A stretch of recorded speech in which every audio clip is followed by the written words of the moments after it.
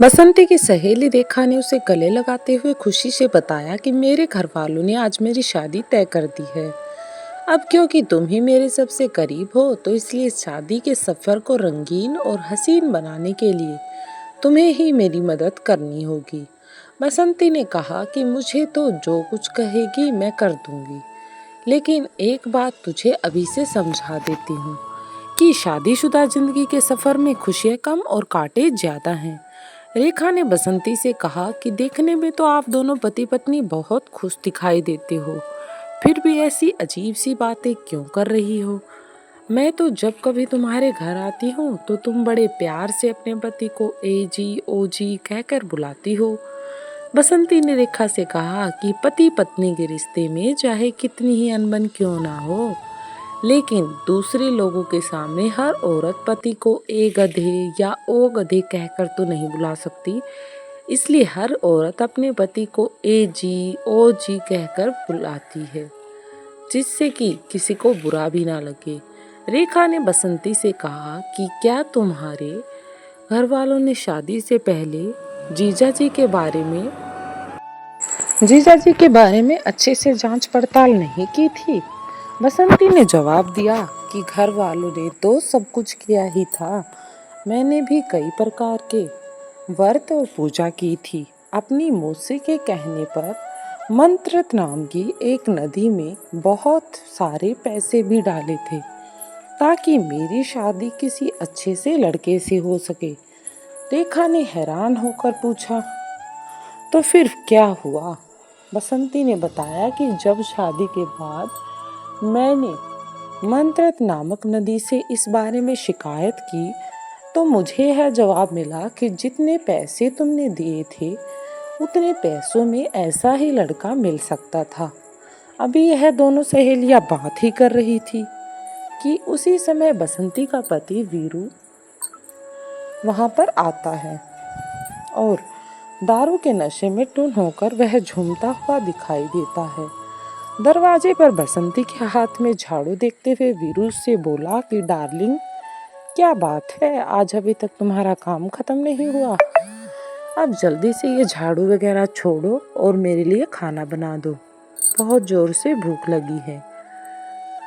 इस तरह से वीरू अपने पति से खाना मांगता है। जैसे ही बसंती रसोई घर में खाना पकाने के लिए जाती है, तो रेखा ने वीरू से कहा, जीजा जी, मैंने सुना है कि जो लोग शराब पीते हैं उनकी इच्छा भगवान भी पूरी नहीं करते हैं, उनकी कोई भी दुआ कबूल नहीं होती है। वीरू के नशे में जोर से हंसते हुए कहा कि जिन्हें दारू मिल जाती है उन्हें किसी और दुआ की जरूरत ही नहीं होती है। वैसे आज तुम हमारे घर का रास्ता कैसे भूल गई हो? तब रेखा ने बताया कि मिठाई का डिब्बा देने आई हूँ। उसने वीरू की तरफ डिब्बा बढ़ाते हुए कहा कि आज मेरी सगाई हुई है, उसी की मिठाई आप लोगों के लिए लेकर आई हूँ, सोचा आप लोगों को मिठाई खिला दूँ।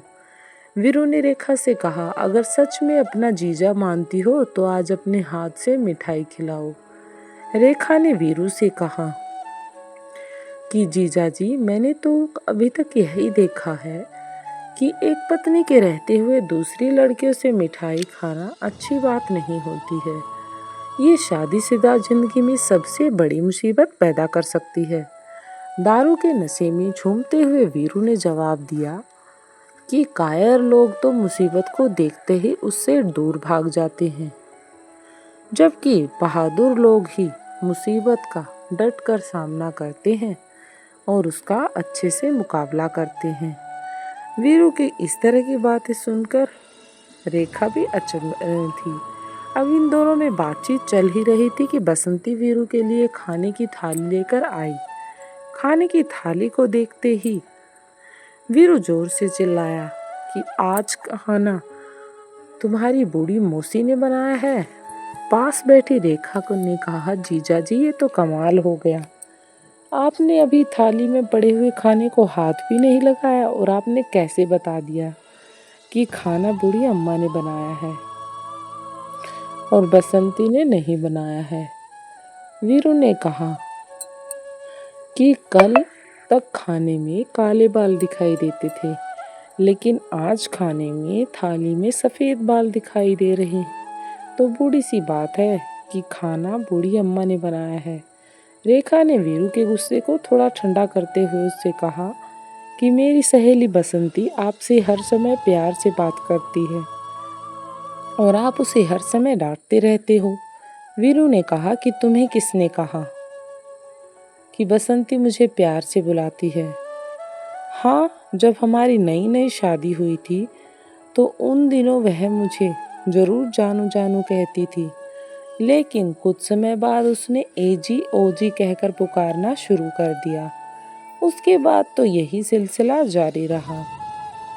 अब तो यही सुनने को मिलता है। अजी सुनते हो? मुझे तो लगता है कि कुछ दिनों बाद तो वह ये भी बोलना छोड़ देगी और मुझे कुछ इस तरह से बुलाया करेगी, ओ कहाँ मर गई हो? इतनी देर से पप्पू तुम्हारी इंतजार कर रहा है। वो तुम्हारी जान को रो रहा है और तुम इधर उधर घूम रहे हो। इस तरह के वाक्य सुनने को मिलेंगे। रेखा ने बात को हंसी मजाक में टालते हुए कहा कि किसी ने सच ही कहा है कि पति की जिंदगी को सुधारने के लिए एक पत्नी का होना बहुत आवश्यक है। वीरू ने उसे रोकते हुए कहा, नहीं, पत्नी को झेलने के लिए एक पति का होना बड़ा आवश्यक है। एक पत्नी को हमेशा ही शांत व निर्मल रखने के लिए एक पति ही मदद कर सकता है। रेखा ने वीरू को कहा, यदि तुम दोनों की एक दूसरे को बिल्कुल पसंद ही नहीं करते थे तो फिर शादी क्यों की? वीरू ने कहा कि तुम्हारी सहेली बसंती के बारे में तो मैं कुछ नहीं कह सकता, लेकिन मैंने तो मजबूरी में तुम्हारी सहेली से शादी की थी। रेखा ने कहा कि कैसी मजबूरी थी? आखिर क्यों करनी पड़ी आपको शादी? तब वीरू ने बताया कि मैंने तो तुम्हारी सहेली के साथ दिन रात मरने की कस्में खाई थी, वादा किया था। मैं उसके लिए दुनिया के सारे दुख और तकलीफें झेल सकता हूँ और उन सभी को सह सकता हूँ। बस वो वादा निभाने के लिए मुझे यह शादी करनी पड़ी। रेखा ने वीरू से कहा कि उम्र और तजुर्बे में आप मेरे से कहीं अधिक हैं, परंतु जहाँ तक मैंने जिंदगी को देखा है, समझा है और जानने की कोशिश की है, तो यही पाया है कि हम अपने आप को हर काम में निपुण समझकर दूसरों को ठीक करने की कोशिश करते रहते हैं। ये बिल्कुल वैसा ही है जैसा कि हम अपनी शक्ल सूरत को ठीक करने में लगे रहते हैं और उसे ठीक करने की बजाय आईने को ज़्यादा साफ करने में अपना समय व्यतीत कर देते हैं। जीजा जी, प्रेम प्यार के बिना हमारा जीवन बिल्कुल बंजर धरती की तरह होता है।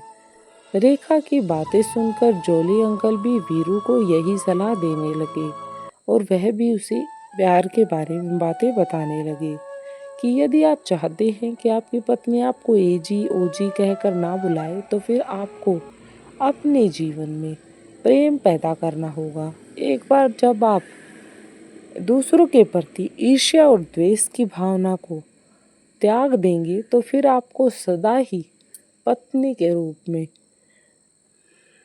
एक अच्छा जीवन साथी देखने को मिलेगा।